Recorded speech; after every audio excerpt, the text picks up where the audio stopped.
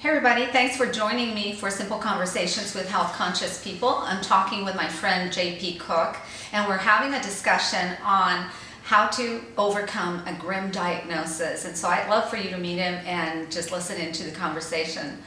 Well, JP, thanks so much for doing this. I'm really excited to be able to share your story with other people. And I would love for you to start by introducing yourself and telling us a little bit about yourself. Sure. Well, thank you, Becky, first of all, for having me. I've known you for several years and have a lot of respect for what you've done and your experience, so I'm happy to be part of the interview. Again, my name is James Cook, and I live here in Peoria. I'm originally from Michigan, and I am a real estate agent. I am married with 2 kids, a 9-year-old and a 6-year-old. Good. Who just started school, by the way. Yeah. And we've known each other for about 7 years. You were my realtor. Correct. You sold a house for us, and you helped us purchase one, John and I. And so we've known you for 7 years and kind of became friends. But Yes. Recently we had something more in common. Yes. With a diagnosis with cancer, and That's correct. So that kind of brought us to a different level in a friendship with you and your family, and so it was. I remember the day that you called me and asked if I could talk to you about what I did with Simple Health Ministries. Do you remember that day? I do, very much so. Yes. Yeah. Yeah. It's. I had contacted you once I got diagnosed, and I think I may have caught you grocery shopping for some fruits and vegetables. Yeah. You were kind enough to take quite a bit of time to speak with me. Then I think we talked again later that night once we got all settled. Yeah. Well, so what made you call me for Simple Health information? I mean, I know. Tell me a little bit about the diagnosis and Sure. what you've been through, and we'll go from there. Well, I think, Becky, what made me contact you, and you were, other than my wife and my doctors, and turns out there were several of them, you were the first person and the only person for quite some time who knew about me being diagnosed. And as I stated earlier in the interview here, that the reason I had contacted you is that I know you, I know your story, I know you as a person, I know what your life work now is, and I've got a tremendous amount of respect for your depth of knowledge in this area. And as a result, I felt comfortable contacting you and kind of sharing my diagnosis with you to kind of get your ideas on whatever questions I had at the time. Yeah. So what was the specifics of being when you were diagnosed? What did the doctors tell you? Well, I was in other words, what was I diagnosed with, and what did the doctors say? Well, I was diagnosed with angiosarcoma, which is a type of cancer.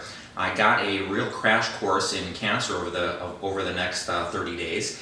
And it is a life-changing experience when the doctor oncologist looks at you and says, not only do you have cancer, but you have a very aggressive type of cancer.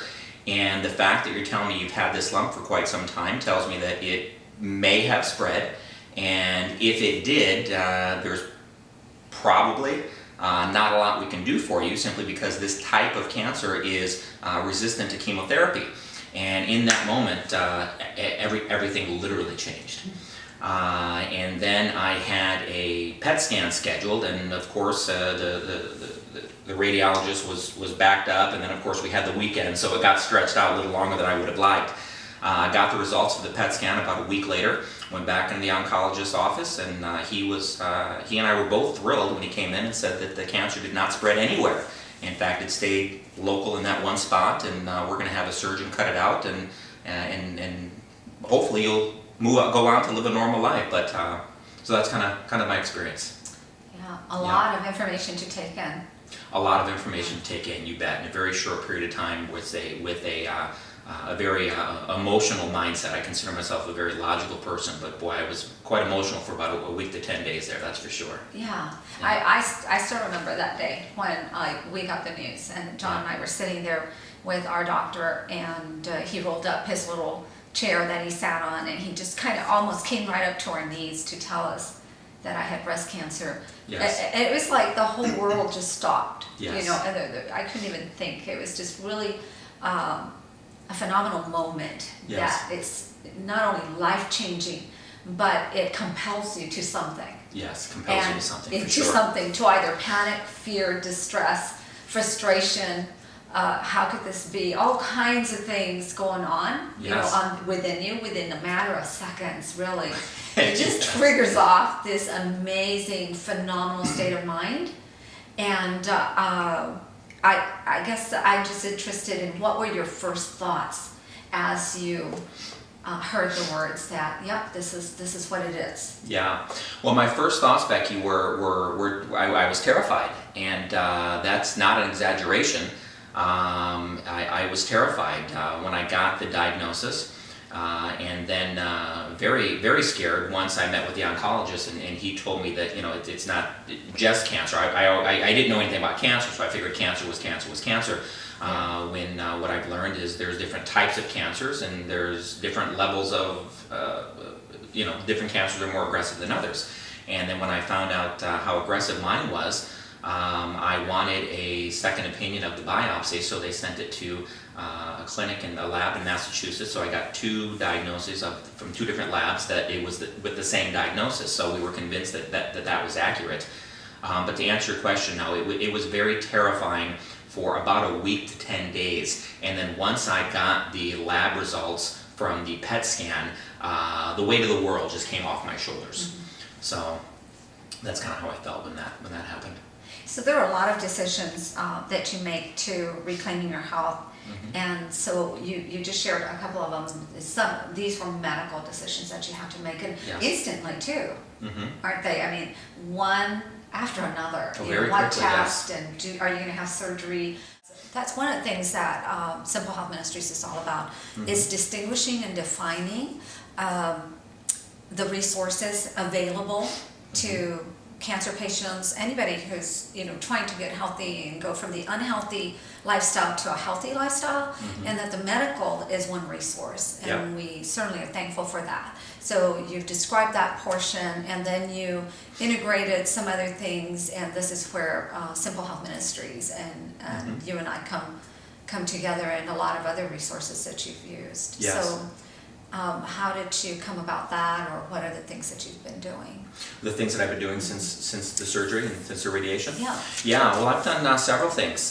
Meeting with you, and of course meeting with my doctors. I know that you don't have an MD behind your name, but the truth is I think I've got a heck of a lot more faith in your teachings and the 12 laws of simple health than I do with some of the doctors. Now, my experience has been that they're at least the ones I've been exposed to, are very nice, very knowledgeable, but they don't do much in terms of teaching you how to prevent illness once you have it, or to reclaim your health when you do become sick.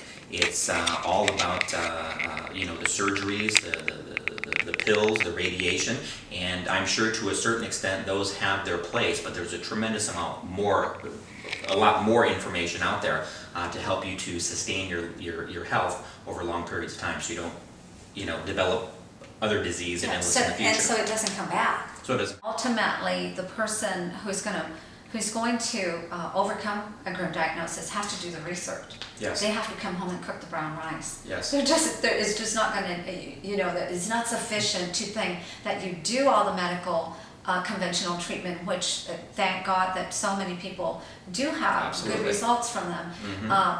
But then they go back to living the same lifestyle that they led, that created the disease in the first place. Yeah, so overcoming a grim diagnosis then requires that we master the 12 laws of simple health, mm-hmm. So that we are turning off disease in the disease process. Yes. So I know you've been mastering the 12 laws of simple health. So what are some of the things you've done? And tell us those things that you're doing at home and that are really helpful to other people. Yeah, I think, Becky, that of the 12 laws, I made a decision when I wanted to master them to master maybe one at a time. Yeah. And I didn't want to fall into that trap where you do each one 50%.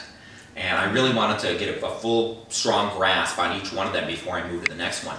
And the first and foremost was the law of nutrition.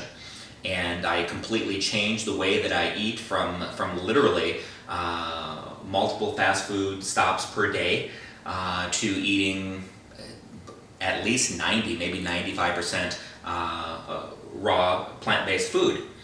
And I eat very little animal products. Occasionally I'll have some organic chicken, but any animal products I have is very much in high quality, low quantity. And secondly would be I've said this several times, but how I eat. And then secondly, how I drink. I drink a tremendous amount of water, and I think you outline in the book how to drink water. It's quite simple. How I think and how I exercise. I have exercise my exercise used to be going to the gym and lifting weights, and I may go back to that because there's certainly advantages to doing so. But since I've been diagnosed, I've been focusing on cardiovascular, and I do a 45 to 50 minute power walk each morning. Yeah. The law of nutrition, exercise, Your sleep. The sleep, of course. Yeah. Can I talk Yeah, about that a moment? absolutely. Yeah, the law of sleep. Thank you for mentioning that. Prior to being diagnosed, a typical night for me would be going to bed at least midnight, usually 1, sometimes 2 o'clock in the morning. Now I'm in bed by 9:30 most days, and at the latest 10 o'clock. I'm awake now at 6 a.m. and I'm ready to go. I don't have to fight myself and fight that alarm clock every morning. I just wake up and again, I'm energetic, passionate about living, and I just start my day. Prior to becoming a critical health thinker, I would wake up at 9 or 10. If I had an appointment, I'd certainly earlier than that. But if there was nothing scheduled that morning, I would sleep in until 9 or 10. I would still get a full 8 hours of sleep, but my goodness, I'd be very tired all day long, and I'd have to have multiple cups of coffee to keep me going. Now, as maybe you could see from the interview, I've got quite a bit of energy. I don't drink any coffee. Again, I eat a tremendous amount of fruits and vegetables, raw nuts and seeds, again, water and green tea.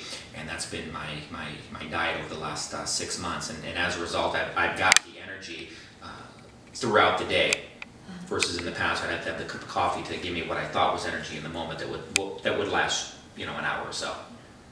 Yeah, it's tremendous. It's really absolutely tremendous to master those laws. And there's no small measure to master all of this and put it all together. It's really a powerful way to stop the disease process, and it's natural.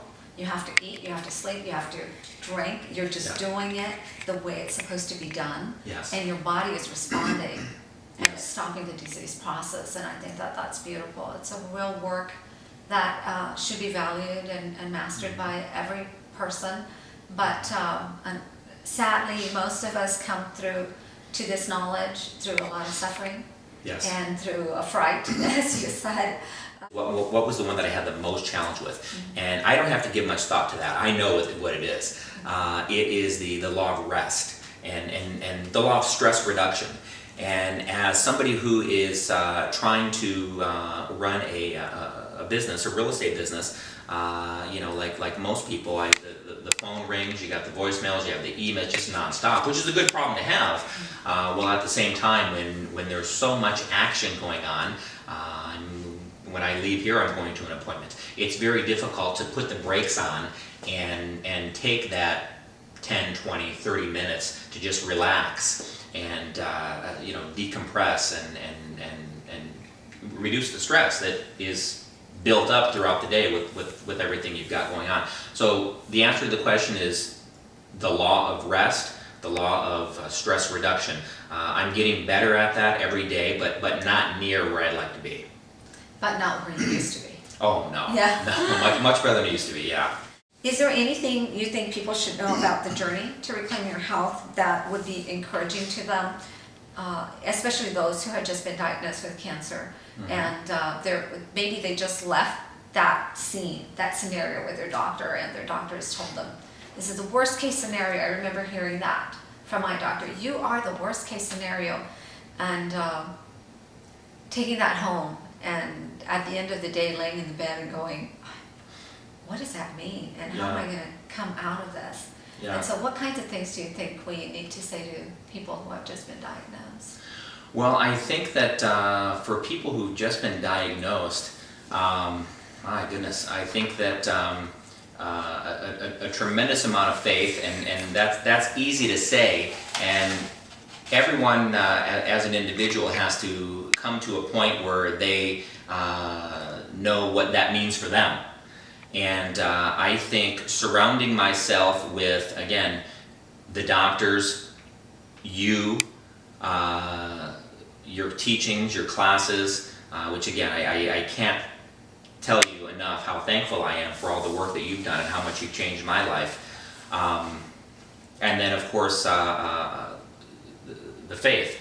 And those things are what I would suggest, what things that I would recommend to people who've been recently diagnosed. I think maybe for others, I would say that keep it simple. As I said before, the simple laws, the simple health ministries, it doesn't have to be complex, keep it simple. And then secondly, don't be like me in waiting for something to happen, to get an illness, to get a disease, in this case cancer, and there are many others out there as you're well aware of. Don't wait until you get some grim diagnosis before making changes in your life. So those would be the things that I would suggest. Those are really good. And so what are you the most proud of now that you're on this side? How long has it been since you first started on the journey to changing your lifestyle and headed towards lifestyle medicine? Yeah, I became a critical health thinker and started leaning towards practicing the lifestyle medicine. Boy, it seems a lot longer than it has been, but according to the calendar, it's only been 6 months. So in 6 months certainly doesn't cross out the previous 40 plus years, but your body is incredibly resilient, and if you do the right things, it's amazing how quickly, how it's just amazing how quickly you can reverse disease, prevent illness, and really live a healthy lifestyle. Yeah. So it's only been 6 months. Yeah, 6 months is a really good amount of time for a person to get a hold of the philosophy behind the Simple Health and the 12 Laws of Simple Health, and really work at mastering. If you have mastered so much in so little, but I really believe it has to do because you've got the philosophy behind it.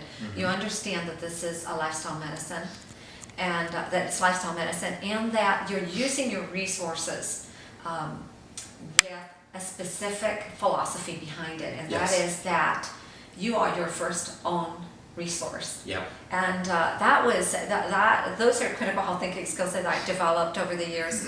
And I remember thinking to myself, I am my first own health resource.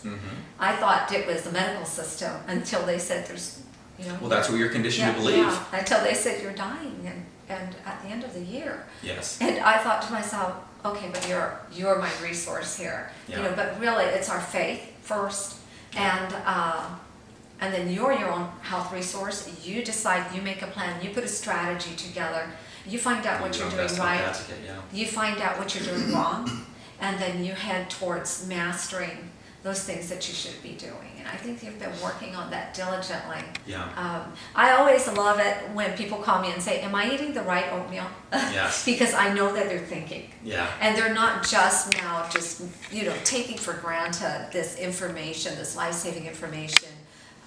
Or they'll call me and say, what brown rice do you eat? Or how do you make your beads? And I think. So I wasn't the only one. Oh no, that's common. It's common with those who are truly seeking to master the 12 Laws of Simple Health. Those who are not yet there, they can take it or leave it. They're still working on it. Right. So you've been doing this and really seeing phenomenal changes, and you lost a lot of weight. Yes. Yeah, I've lost, I've probably lost 60 pounds over the last 6 months, so which is quite a bit, and I obviously feel better, and I sleep better at night.